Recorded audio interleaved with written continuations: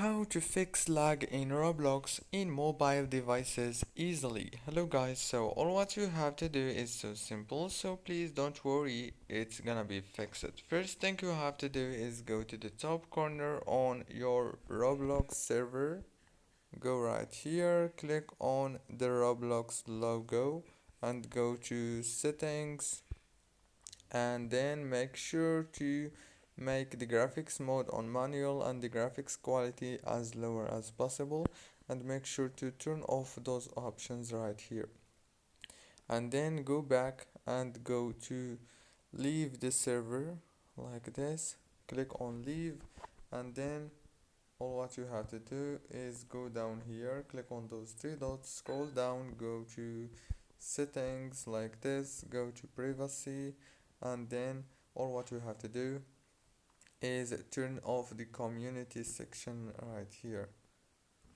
Click here and click on off. And now make sure the last step is make sure that your phone is on battery charge, at least on 50%.